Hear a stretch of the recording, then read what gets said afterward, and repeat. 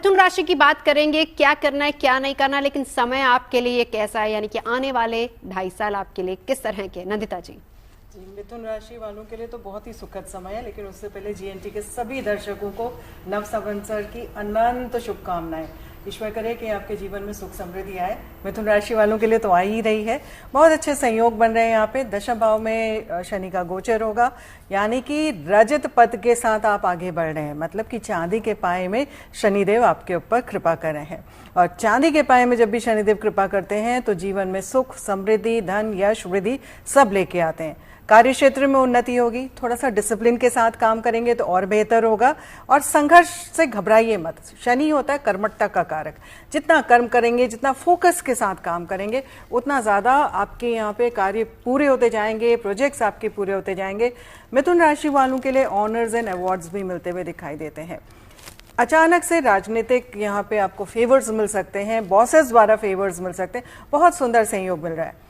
अगर आप विदेश गमन की यहाँ पे प्लानिंग कर रहे हैं, एजुकेशन के बारे में सोच रहे हैं, बाहर जाकर के पढ़ाई लिखाई करने का, या इन जनरल फॉरेन ट्रिप्स के बारे में सोच रहे हैं, बहुत सुंदर समय है ये। 2.5 साल में आप जब भी विदेश यात्राएं करेंगे, अचानक से कुछ ना कुछ ऐसे कोइंसिडेंसेस बनने लगेंगे जो आपकी यात्राओं को सफल बनाने में सक्षम रहेंगे। तो यात्राएं बहुत सुंदर रहेंगी।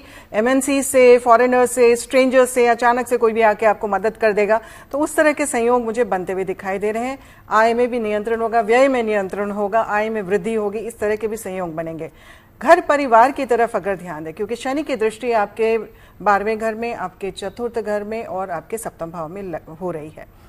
चतुर्थ भाव में जब भी शनि की दृष्टि पड़ती है, हालांकि कन्या राशि में पड़ रही है और शनि और बुध एक साथ अच्छे संयोग लेकर के आते हैं, अच्छे रिजल्ट्स देते हैं, पर फिर भी चतुर्थ दृष्टि जब पड़ रही है, चतुर्थ भाव में दृष्टि जब पड़ रही है, तो वहां पे थोड़ा सा पारिवारिक कलह की स्थितियां बन सकती हैं। एक कंफ्यूजन हो सकता है, क्रिएशंस हो सकते हैं, लेकिन नए वाहन खरीदने के संयोग भी बन रहे हैं। यहाँ पे माता की सेहत की तरफ थोड़ा सा ध्यान देंगे तो अच्छा रहेगा। परिवार इज द एरिया जहां पे आपको इस 2.5 साल में फोकस करने की आवश्यकता है। विवाह नहीं हुआ है, सिंगल है, रेडी टू मिंगल है, बहुत सुंदर समय है। यहाँ पे बहुत सुंदर संयोग बन रहे हैं।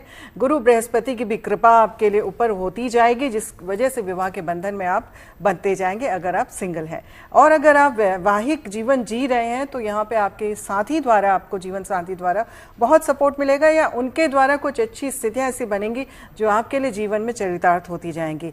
वहीं पे अगर देखें बिजनेस, यहाँ पे अगर आप करते हैं व्यापार की दृष्टि से देखें तो साझेदारी में किए हुए व्यापार भी अचानक उन्नति कारक स्थितियां बनाएंगे। भाग्य स्थान का लॉर्ड जब दशम स्थान पे आता है तो भाग्य अचानक से सपोर्ट करता है।